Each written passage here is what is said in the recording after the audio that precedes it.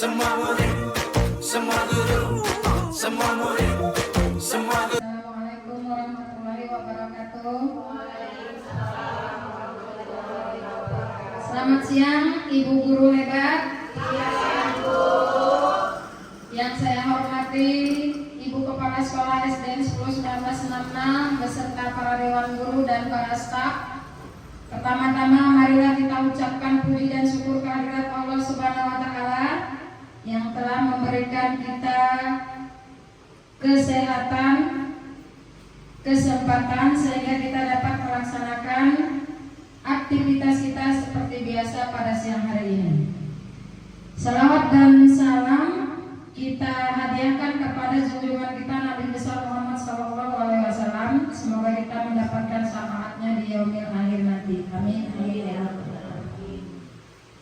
Perkenalkan, saya di sini sebagai moderator untuk membacakan acara susunan di hari siang ini. Acara yang pertama yaitu pembukaan oleh moderator yaitu saya sendiri.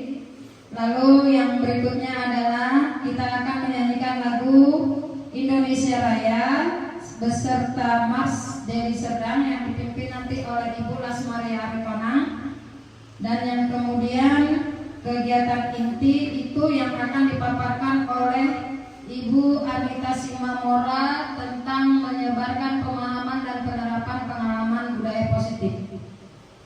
Kemudian yang terakhir adalah kita sebelum kita tutup akan kita adakan sekali lagi berdoa bersama. Nah, untuk menyingkat waktu, marilah kita masuk ke acara berikutnya yaitu menyanyikan lagu wajib Indonesia Raya dan Mas Dewi Serdang. Kepada Ibu Lasmaria Arifana kami persilakan dengan segala hormat.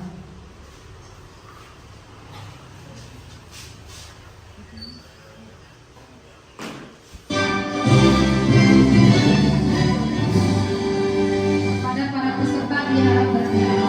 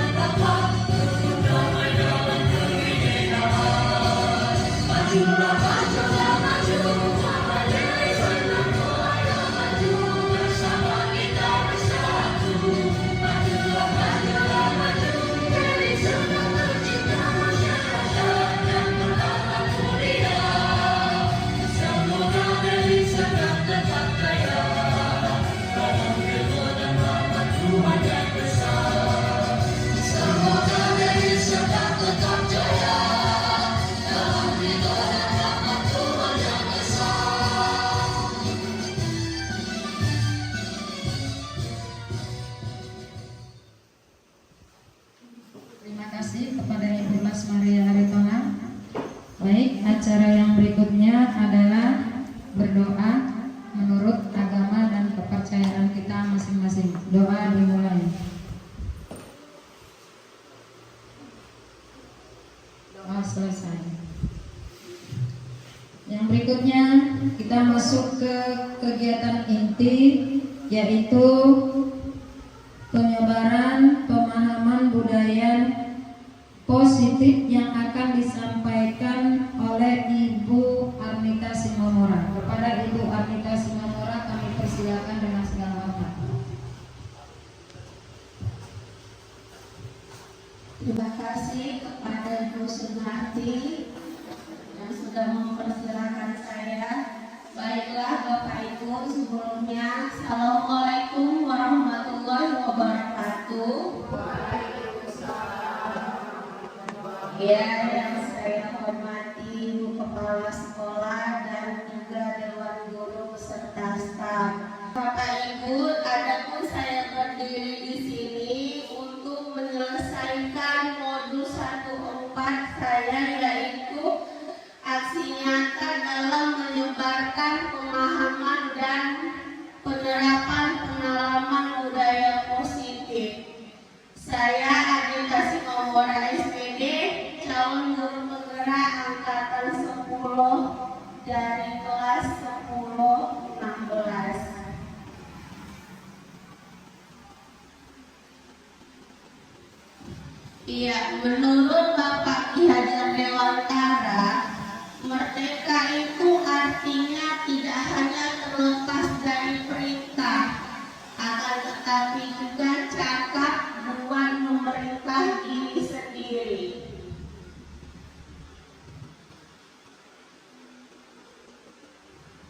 Nah, adapun konsep inti budaya positif ini ada 8 ya Ibu Bapak ya. Pertama yaitu perubahan paradigma belajar. Yang kedua, disiplin positif. Yang ketiga, nilai-nilai kebajikan. Yang keempat, kebutuhan dasar manusia. Yang kelima, motivasi perilaku manusia. Dan yang keenam, posisi kontrol guru. Yang ketujuh, keyakinan kelas. Dan yang terakhir adalah segitiga restitusi.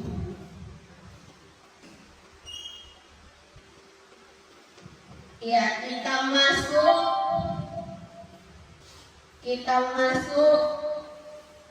topik yang pertama, konsep inti pertama, yaitu pembelajaran dengan paradigma baru. Ya, seperti kita ketahui, pembelajaran kita selama ini ada berapa Ibu Bapak? Ada 2, yaitu 1 Ada yang bisa jawab, Ibu? Berpusat pada guru, dan yang kedua adalah berpusat pada siswa. Yang dulu kita pelajari ya kan Ibu Bapak. Nah, sekarang kita masuk dalam pelajaran yang baru, yaitu pembelajaran dengan paradigma baru, yaitu merupakan pembelajaran yang dirancang berdasarkan prinsip pembelajaran berdiferensiasi, sehingga peserta didik belajar sesuai dengan kebutuhannya berdasarkan tahap perkembangan sesuai teori psikologi modern untuk mewujudkan profil pelajar Pancasila. Nah, Ibu Bapak, saya mau bertanya, profil pelajar Pancasila ada berapa ya? 6, yaitu 1,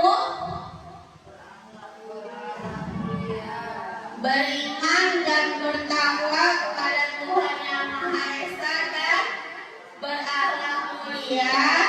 Yang kedua, berkebinekaan global. Yang ketiga, gotong royong. Keempat, kreatif, bernalar kritis, mandiri. Iya, walaupun nggak sesuai dengan urutannya, tapi ini saling terintegrasi ya Ibu Bapak ya, profil pelajar Pancasilanya. Nah, ada beberapa miskonsepsi tentang teori kontrol. Kita merasa selama ini kita bisa mengontrol anak murid, ya kan? Itu adalah ilusi guru mengontrol murid. Misalnya itu kita di kelas itu, ayo kerjakan.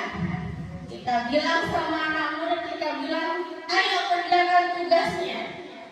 Nah, begitu kita ada di situ, memang mereka bisa mengerjakan tugas. Tapi begitu kita keluar dari kelas, mereka pasti bermain atau ribut di dalam kelas. Nah, ada juga ilusi bahwa semua penguatan positif itu efektif dan bermanfaat.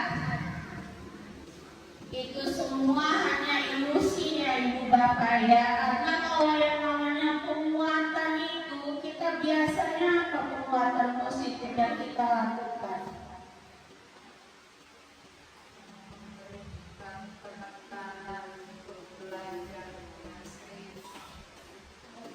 Penguatannya apa itu?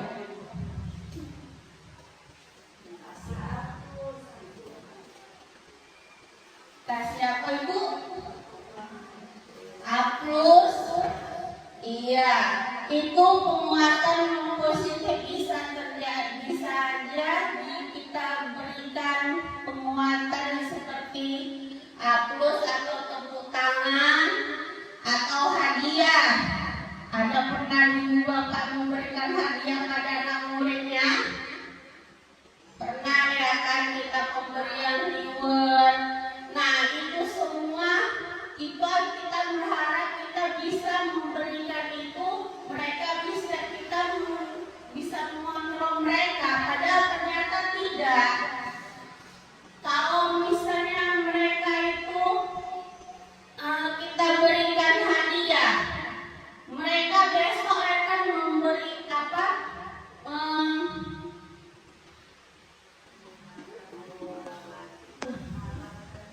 Iya, mereka akan mengharapkan hadiah terus gitu. Nah, yang ketiga adalah ilusi bahwa kritik dan membuat rasa bersalah mampu menguatkan karakter. Pernah nggak Ibu Bapak membuat rasa bersalah anak murid? Pernah. Bagaimana kata-katanya Bu?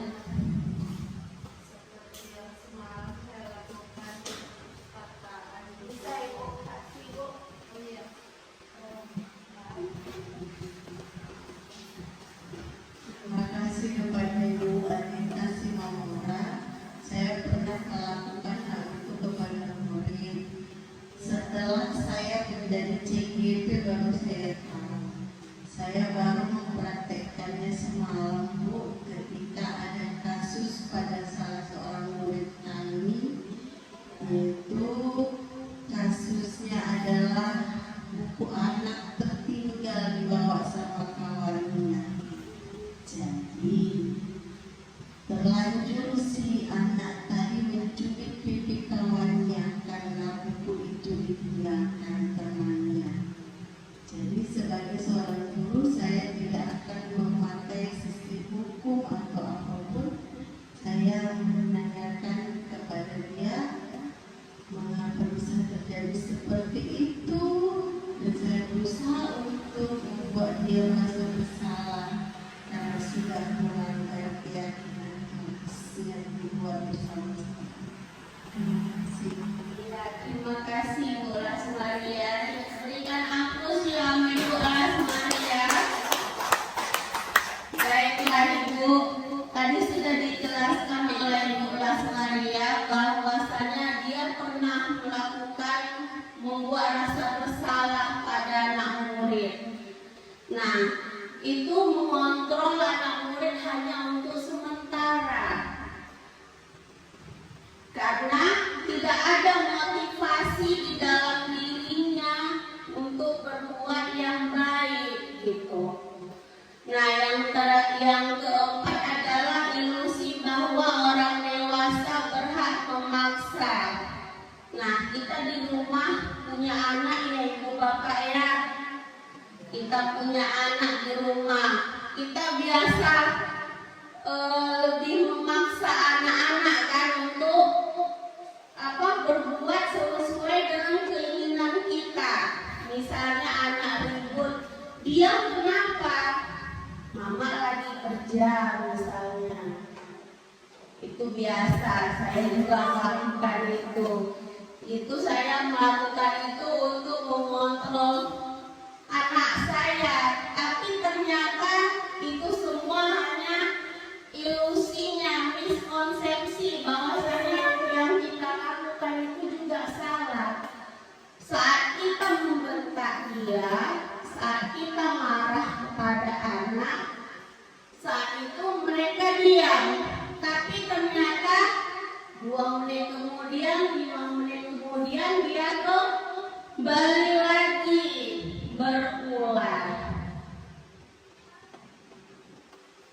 Nah, di sini ada mengubah paradigma stimulus respon ke pendekatan teori kontrol. Dalam stimulus respon, realitasnya itu kebutuhan kita itu sama katanya. Tetapi di teori kontrol itu realitasnya kebutuhan kita berbeda. Di stimulus respon, semua orang melihat hal yang sama. Sementara di teori kontrol, setiap orang memiliki gambaran yang berbeda. Di stimulus respon lagi, kita mencoba mengubah orang agar berpandangan sama dengan kita. Padahal di teori kontrol itu kita berusaha memahami pandangan orang lain tentang dunia. Dan yang keempat, di stimulus respon, perilaku buruk dilihat sebagai sesuatu kesalahan.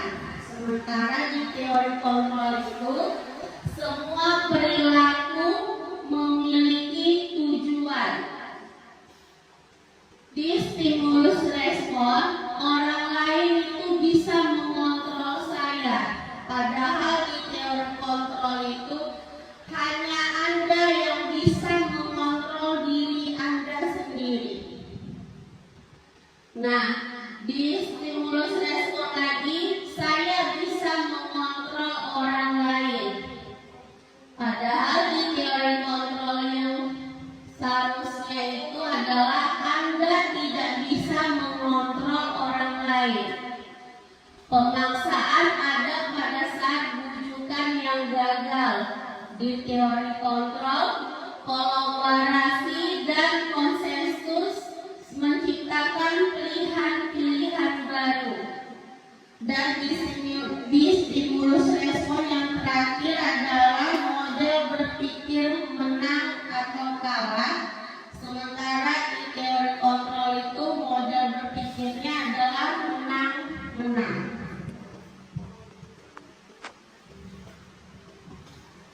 Nah, kita masuk di konsep inti yang kedua, yaitu disiplin positif. Baik Bapak Ibu, masih semangat?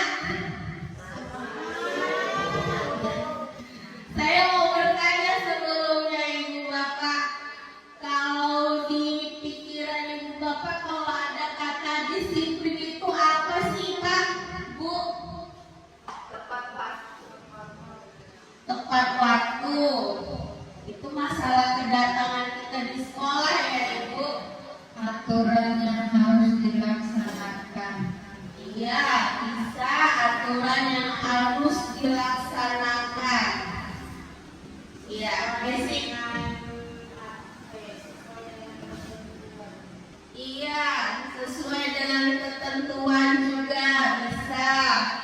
Ya, kita lihat di sini disiplin itu berasal dari kata disiplina yang artinya belajar. Disiplin mengacu pada disiplin diri yang memiliki tanggung jawab terhadap apa yang dilakukannya berdasarkan nilai-nilai yang diyakini. Disiplin positif juga merupakan salah satu cara penerapan disiplin yang bertujuan untuk menumbuhkan kesadaran serta memberdayakan peserta didik tanpa imbalan penghargaan atau reward, ancaman ataupun hukuman. Jadi sebagai pendidik, tujuan kita adalah menciptakan peserta didik yang memiliki disiplin diri sehingga mereka berperilaku mengacu kepada nilai-nilai kebajikan universal dan memiliki motivasi intrinsik dalam perubahan perilaku ke arah yang lebih baik.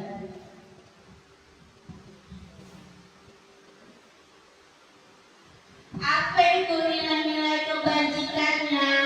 Ya, sebelum kita masuk ke konsep inti selanjutnya, kalau saya sebutkan SDN 66 pertemuan, oke ya Ibu ya? Ibu, SDN 66 pertemuan, oke. Iya, nilai-nilai kebajikan. Nilai-nilai kebajikan itu apa? Nilai yang disepakati bersama, lepas dari suku bangsa, agama, bahasa maupun latar belakangnya. Nah, di sini ada 3 institusi atau organisasi. Contoh nilai kebajikan dari 3 institusi atau organisasi ya Ibu Bapak ya. Profil pelajar Pancasila, seperti yang kita tahu di kurikulum Merdeka ini ada profil pelajar Pancasila. Ya, ada 6 dimensinya, yaitu 1, beriman dan bertakwa kepada Tuhan Yang Maha Esa dan berakhlak mulia. Yang kedua, berkebinekaan global. Yang ketiga, gotong royong, mandiri, kreatif dan bernalar kritis. Ya, itu contoh dari institusi kita ya, Dinas Pendidikan. Nah, ada juga dari IDEO Primary Years Program atau PAP.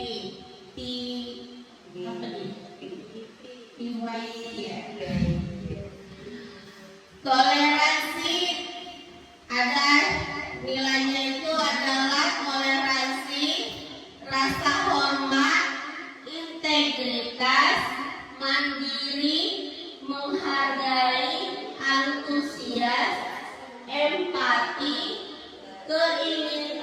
kemampuan, kreativitas, kerjasama, percaya diri, dan komitmen. Ada berapa Bu nilai kebajikannya Bu?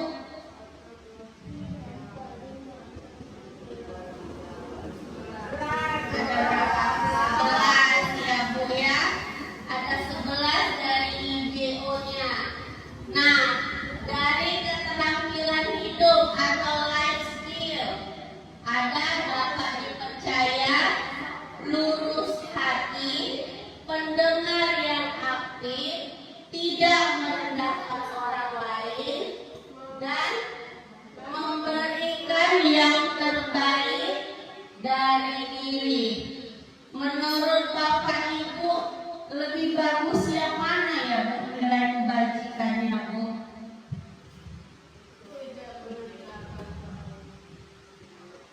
Apa dari profil pelajar Pancasila? Apakah dari IBO?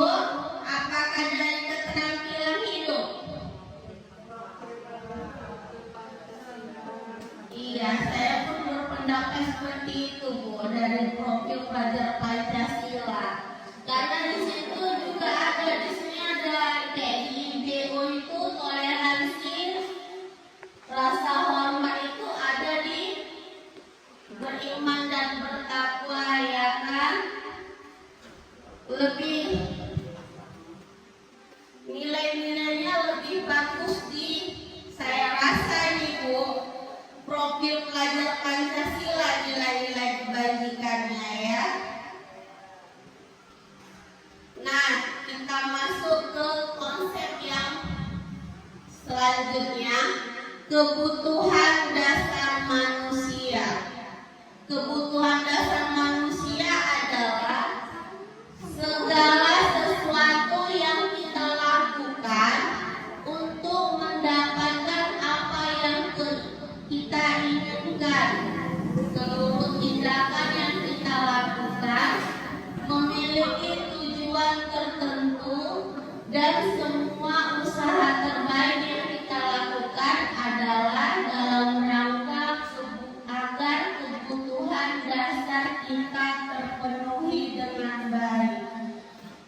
Iya, setiap manusia itu pasti berusaha untuk memenuhi kebutuhannya ya Ibu Bapak ya. Nah, jadi apapun yang dilakukannya itu semata-mata untuk memenuhi kebutuhannya. Ada 5 kebutuhan dasar manusia. Yang pertama yaitu kebutuhan bertahan hidup, seperti makanan, pakaian, tempat tinggal, keamanan, kesehatan. Nah, ada juga kebutuhan kasih sayang dan rasa diterima, seperti rasa diterima, dipedulikan, berbagi, kerjasama, menjadi bagian dari kelompok. Yang ketiga, kebutuhan akan penguasaan, yaitu harga diri, keinginan untuk dianggap, memimpin, berprestasi, diakui, didengar. Nah, selanjutnya kebutuhan akan kebebasan. Nah, anak-anak ini pasti punya yang namanya nih, kebebasan. Pengen merasa bebas, seperti mandiri, memiliki pilihan, mencoba hal baru, mampu mengendalikan arah dirinya. Nah, kebutuhan yang terakhir adalah kebutuhan akan kesenangan. Nah, anak-anak kita perhatikan, mereka senang bermain kan Ibu Bapak? Iya, mereka senang bermain, senang humor juga. Pasti mereka itu senang yang namanya tertawa kan? Tertawa sama kawan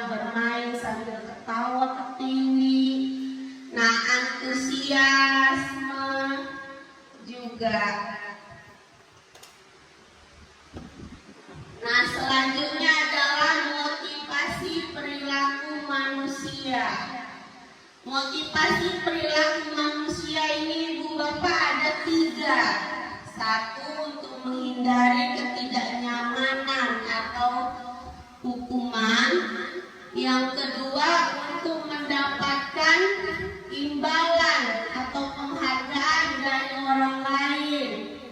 Dan yang ketiga untuk menjadi orang yang mereka inginkan dan menghargai diri sendiri dengan nilai-nilai yang mereka percaya. Nah, 2 di antara motivasi perilaku manusia ini, 2-nya ini memiliki motivasi yang eksternal untuk menghindari kehukuman dan untuk mendapatkan imbalan. Ini masih motivasinya ini bersifat eksternal. Berarti mereka itu melakukan sesuatu itu kalau ada imbalan satu atau enggak ada hukuman. Contohnya kayak di sekolah mengerjakan tugas itu kan, mengerjakan tugas atau PR kan itu wajib Bu, ya kan sebenarnya. Tapi karena ada juga murid yang bandel gitu nggak mengerjakan tugas karena apa? Karena dia takut dihukum, dia mengerjakan tugasnya tapi dengan terpaksa. Itu satu untuk menghindari ketidaknyamanan atau kehukuman. Ada juga anak-anak mengerjakan tugas itu kalau pernah kan Ibu Bapak itu memberikan reward ya kan untuk anak-anak. Nah mereka itu senang diberikan reward. Namanya anak-anak ya Ibu Bapak ya, pasti senang diberikan reward. Nah mereka itu bisa mengerjakan tugasnya dengan baik kalau ada imbalannya. Itu masih motivasi yang eksternal, berasal dari luar. Mereka itu melakukan sesuatu itu motivasinya masih dari luar. Nah, motivasi yang baik itu adalah motivasi yang berasal dari diri sendiri, yaitu untuk menjadi orang yang mereka inginkan dan menghargai diri sendiri dengan nilai-nilai yang mereka percaya. Nah, ini ada konsep hukuman, konsekuensi, dan restitusi. Hukuman itu satu tidak terencana atau tiba-tiba. Misalnya Ibu Bapak, anak murid nggak mengerjakan PR ya, nggak mengerjakan PR, pasti Bu suruh kerjakan di luar misalnya. Itu hukumannya secara tiba-tiba. Murid tidak tahu apa yang akan terjadi. Misalnya kayak dia itu nggak mengerjakan tugas, lupa. Nah, hukuman apa yang mau dikasih guruku ya? Kalau aku nggak mengerjakan tugas katanya. Itulah kalau yang namanya hukuman itu. Murid tidak tahu apa hukumannya. Bisa jadi dia membersihkan pekarangan sekolah atau WC atau membersihkan kelas, ya kan? Nah, hukuman juga bersifat satu arah. Itu hanya dari guru ke murid. Gitu. Nah, yang terakhir adalah hukuman itu berupa hukuman fisik atau psikis. Nah, hukuman fisik itu kayak seperti kita suruh kopak, ya kan Bu, sit up, mukul. Nah, itu hukuman fisik. Sementara kalau hukuman psikisnya itu kita dengan ucapan-ucapan yang kasar. Itu hukuman juga Bu. Kalau kita ucap kata-kata yang kasar sama anak murid itu termasuk hukuman juga ya Ibu Bapak ya. Nah, yang kedua itu adalah konsekuensi.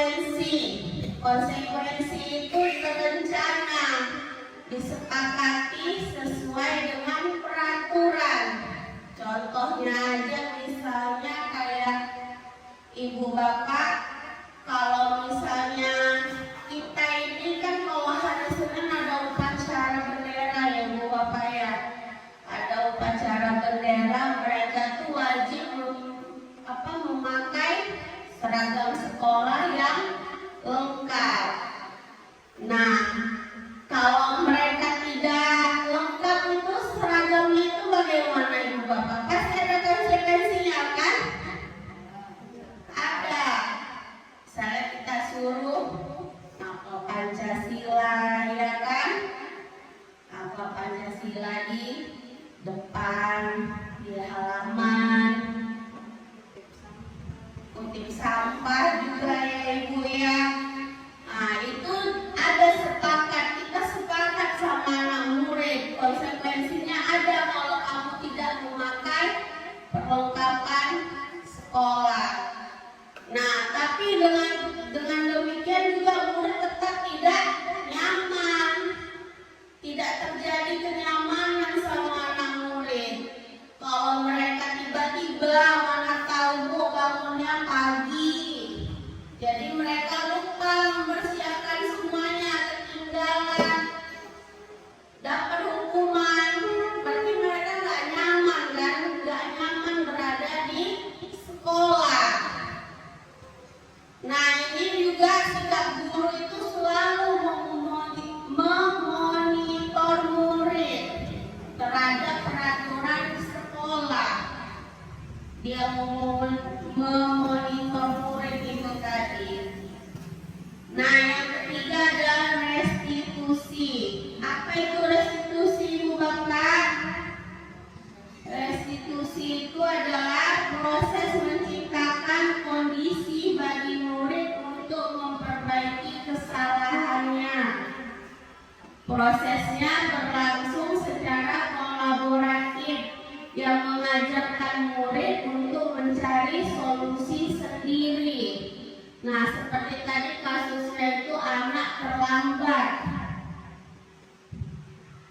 Jangan kita langsung menghukum, jangan kita langsung memberikan konsekuensi atau sanksi itu tadi Bu Bapak, tapi kita tanyakan kepadanya untuk menciptakan mereka itu kondisinya mereka sadar akan kesalahan mereka dan berusaha untuk memperbaiki kesalahan itu tadi. Nah, proses untuk restitusi ini berlangsung secara kolaboratif ya Ibu ya. Jangan terjadi pemaksaan sama anak murid. Jangan terjadi bentakan. Tanyakan secara halus. Tuh. Nah, di sini ada 5 posisi kontrol guru. Nah, Ibu Bapak, sebelumnya saya mau bertanya, biasanya dalam 5 posisi kontrol guru ini biasanya sering kita pakai yang mana ya Ibu? Nomor 1 ya Ibu ya, penghukum.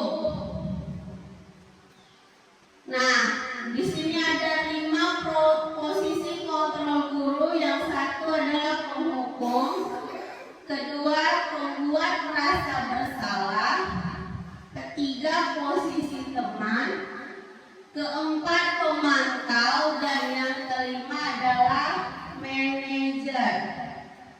Nah, contoh penerapan 5 kontrol guru tadi. Kasusnya itu siswa lambat datang ke sekolah. Nah, kalau kita sebagai posisi penghukum, pasti kalimat yang keluar itu adalah kamu dihukum berdiri di tiang bendera sampai habis les pembelajaran. Nah, kalau pembuat merasa bersalah, berapa kali Ibu Bapak harus memberitahu kamu, namun kamu selalu membuat kekecewaan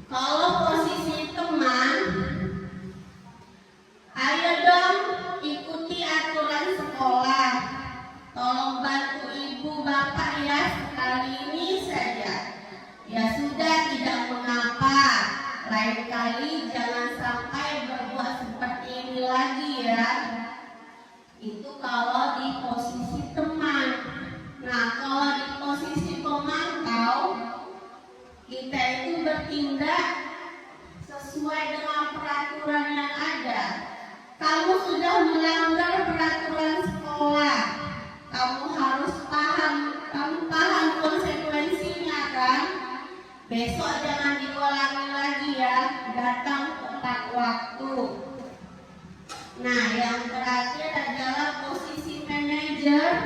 Biasanya kalimat yang keluar itu, apakah kamu tahu kesalahanmu? Kira-kira bagaimana kamu memperbaiki kesalahanmu? Itu kalau di posisi manajer. Kita menyuruh anak murid itu menyadari kesalahan diri sendiri dan menemukan solusi yang untuk kesalahan yang dia buat.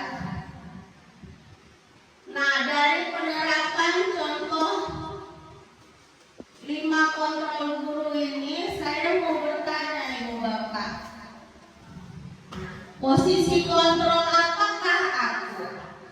Kalau kalimatnya saya kecewa sekali dengan kamu, itu posisi kontrol apa ya Ibu? Kecewa sebagai apa Ibu? Posisi kontrol apakah aku? Saya kecewa sekali dengan kamu katanya.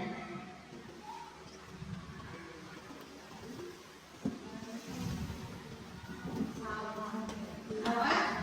Iya Ibu, upaya membuat rasa bersalah.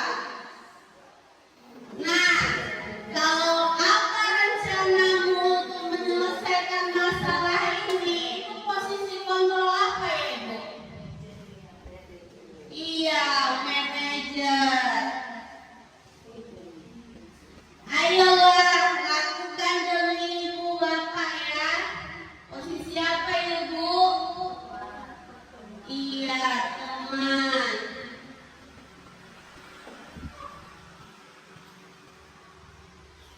Kamu tidak pernah mendapat nilai jika tidak mengerjakan tugas. Itu posisi apa ya Ibu? Iya, penghukum. Nah, kita masuk ke keyakinan kelas. Mengapa keyakinan kelas? Mengapa bukan peraturan kelas? Nah, karena keyakinan kelas itu, mengapa keyakinan kelas? Mengapa tidak peraturan kelas saja? Nah, pertama sekali kita pernah ya kita ada undang-undang kita kalau misalnya ke jalan raya itu harus menggunakan helm. Nah, kalau kita tidak menggunakan helm itu, pada saat menggunakan sepeda motor itu bagaimana Ibu Bapak? Ibu Bapak itu menggunakan helm itu untuk apa sebenarnya? Melindungi kepala. Iya, biar mata gak kena abu ya Ibu ya. Nah, pada saat COVID juga, itu kan berarti kita mempunyai yang namanya keyakinan bahwasanya helm itu bisa melindungi kepala kita. Bukan gara-gara takut ditilang kan Bu? Bukan. Iya, takut juga ditilang ya. Itu berarti kan kalau kita yakin bahwasanya helm itu bisa untuk melindungi kepala, itu kan kita yakin berarti helm itu punya fungsi, bukan karena kita takut dihukum atau sanksi dari polisi, tapi itu keyakinan itu memang berguna untuk diri kita sendiri. Makanya kita menggunakan helm ataupun penggunaan masker dan cuci tangan pada saat COVID itu, ya kan? Nah, dalam pembentukan keyakinan kelas itu harus bersifat abstrak, berupa pernyataan universal. Universal di sini maksudnya yang umum Bu. Di dibuat dalam pernyataan yang positif. Sedikit aja Bu, keyakinan kelas yang kita buat agar mudah diingat. Sesuai dengan kondisi kelas dan sekolah sehingga mudah diterapkan. Dan yang terakhir, semua warga sekolah atau warga kelas dilibatkan saat membuat keyakinan kelas. Maksudnya di sini dilibatkan Bu. Kita tanya anak-anak murid, kira-kira nilai kebajikan apa yang harus dilakukan di dalam kelas? Itu untuk mengontrol dirinya sendiri supaya dia sadar akan apa fungsi dia, apa kegunaan dia di sekolah itu. Misalnya dia kan datang ke sekolah itu untuk belajar ya Bu ya, untuk belajar. Jadi kalau belajar itu terutama itu harus apa? Disiplin. Istilahnya disiplin di sini itu selain datang tepat waktu, mereka juga harus menggunakan seragam. Ya kan Bu? Seragam, terus apalagi buat membawa buku pelajaran. Karena ada juga kasusnya di anak saya sering dia lupa bawa buku pelajaran. Nah, ada juga disiplin waktu tentang apa lagi Bu? Iya, datang tepat waktu, disiplin itu. Nah, dia jadi kita tanya sama anak-anak itu apa yang perlu diiniin. Saling menghargai juga perlu ya kan Bu? Karena kita tengok juga anak muda sering berantem sama kawannya, bertengkar. Jadi kita perlu harus ada keyakinan kelas di dalam kelas itu supaya mereka itu sadar, oh aku nggak boleh namanya berantem sama anak-anak karena itu ada keyakinan kelas kita Bu. Makanya kita buat harus melibatkan warga sekolah atau warga kelas dalam membuat keyakinan kelas supaya bisa diterapkan secara bersama-sama. Masih semangat Ibu Bapak? SDN 66 ketahuan? Baiklah, kita lanjut dengan segitiga restitusi. Apa itu segitiga restitusi? Segitiga restitusi adalah suatu proses dialog yang dijalankan oleh guru agar dapat menghasilkan murid yang mandiri dan bertanggung jawab. Nah, ada 3 ya Bu tahapan dalam segitiga restitusi ya, namanya segitiga ya Bu ya. Pasti sisinya ada 3. Sisi dasar itu adalah menstabilkan identitas. Sisi yang satunya validasi tindakan yang salah. Lalu yang terakhir kita menanyakan keyakinan. Nah, kita lihat itu. Dalam menstabilkan identitas itu kata-kata yang bisa kita ucapkan sama anak murid untuk menstabilkan identitas itu. Setiap orang pernah melakukan kesalahan atau kamu bukan satu-satunya yang pernah melakukan hal ini. Itu biasanya Bu kata-kata atau kalimat yang biasa kita ucapkan untuk menstabilkan identitas anak-anak biar mereka nggak langsung down di marah atau dimarah gitu. Nah, setelah itu kita validasi dengan kalimat, kamu tentu punya alasan mengapa melakukan hal itu, atau adakah cara yang lebih efektif untuk mendapatkan apa yang kamu butuhkan. Nah, sisi yang terakhir adalah menanyakan keyakinan setelah kita membuat keyakinan kelas tadi, barulah kita tanyakan keyakinannya gitu. Kalau mereka berbuat salah, nilai-nilai apa yang telah kita sepakati, lalu kamu ingin menjadi orang seperti apa, itu untuk menanyakan keyakinan. Nah, dalam menstabilkan identitas itu berdasarkan prinsip membuat kesalahan adalah bagian dari proses pembelajaran. Nah, ini contoh kalimatnya ya Bu. Berbuat salah itu wajar. Tidak ada manusia yang sempurna. Ibu bapak juga pernah melakukan itu. Ibu bapak tidak mau mencari siapa yang salah, tapi ibu bapak ingin mencari solusi dari permasalahan ini. Atau yang terakhir, kamu berhak merasa begitu. Validasi tindakan yang salah itu berdasarkan prinsip setiap perilaku berupaya memenuhi kebutuhan tertentu.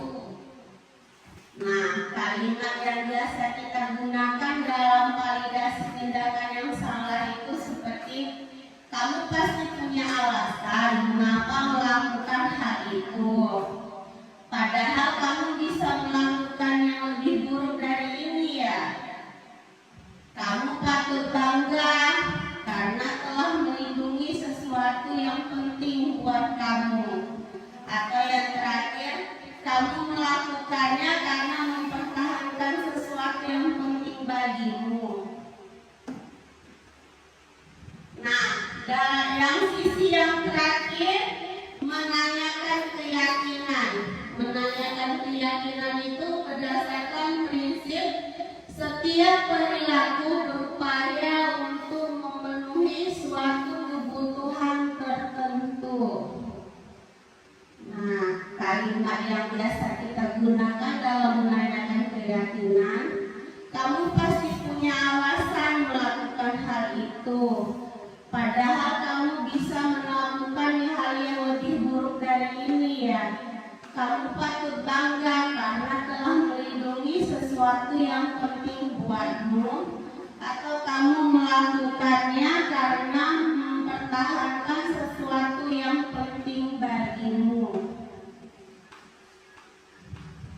Nah, baiklah Bapak Ibu, penutupnya saya setelah kegiatan pemaparan ini dalam rangka penerapan program disiplin positif, hendaknya guru memiliki standar kepribadian profesional dan sosial yang baik, di mana guru mampu merefleksi dirinya dalam posisi kontrol saat ini.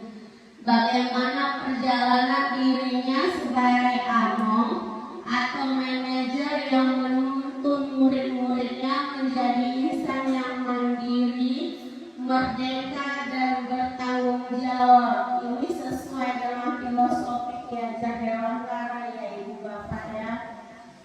Karena di saat sekarang ini kita nggak ada lagi kita itu menuntut murid harus seperti ini, tidak. Tapi kita harus menuntun, karena anak-anak itu, murid itu mempunyai bukan lagi kertas putih yang kosong yang kita harus isi lagi, tidak. Tapi dia itu sudah punya garis-garis halus yang kita itu sebagai guru itu harus menebalkannya. Kita yang mengarahkan dia seperti apa. Dia udah punya yang namanya kodrat alamnya.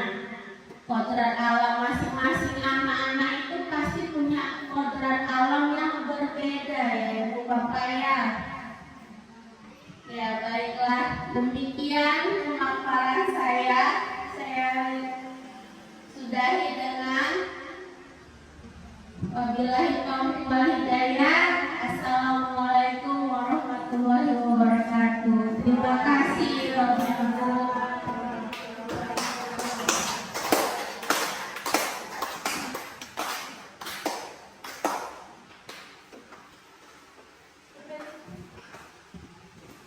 Terima kasih kami ucapkan kepada Ibu Anita Simanora yang sudah menyampaikan materinya begitu panjang lebar. Semoga apa yang sudah disampaikan dapat kita pahami dan bila perlu dapat kita terapkan di dalam kelas kita masing-masing. Nah, sebelum acara kita tutup, marilah kita berdoa terlebih dahulu. Doa dimulai.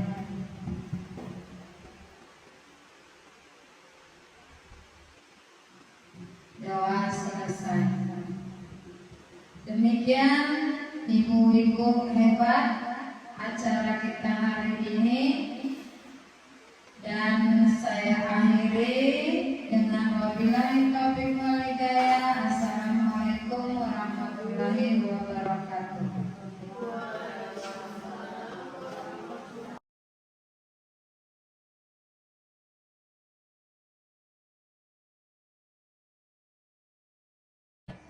Assalamualaikum warahmatullahi wabarakatuh.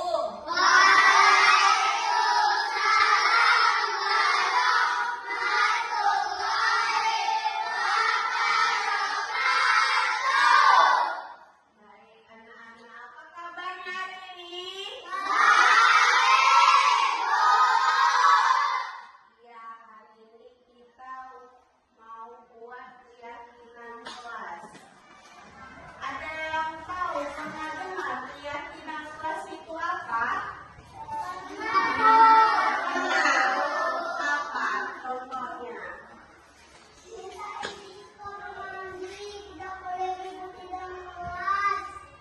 Oh iya, tepuk tangan untuk Wahyu.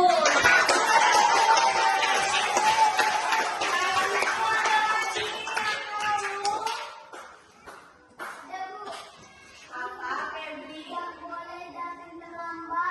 Tidak boleh datang terlambat. Iya, itu termasuk juga ya kan? Termasuk peraturan kelas. Tepuk tangan untuk Febri. Iya, seperti halnya ada peraturan di sekolah. Nah, keyakinan kelas itu sama juga dengan peraturan di dalam kelas. Nah, kita sekarang mau buat keyakinan kelas yang kamu yakini dengan nilai-nilai yang baik.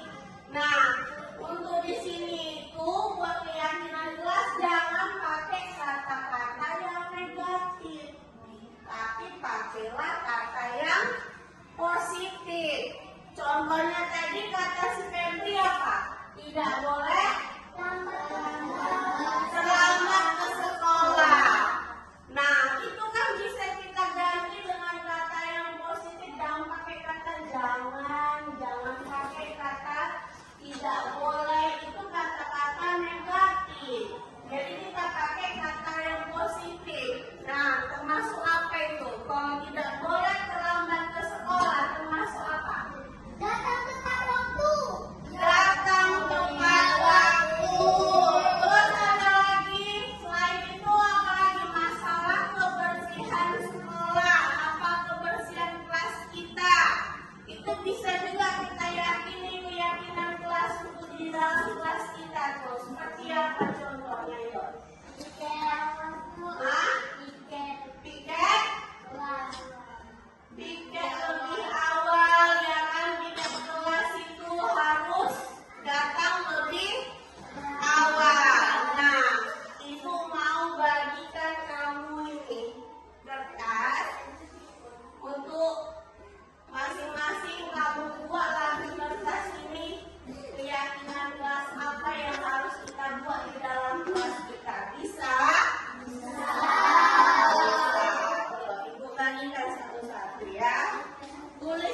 nama kamu di sini, tulis keyakinan kelasnya ya.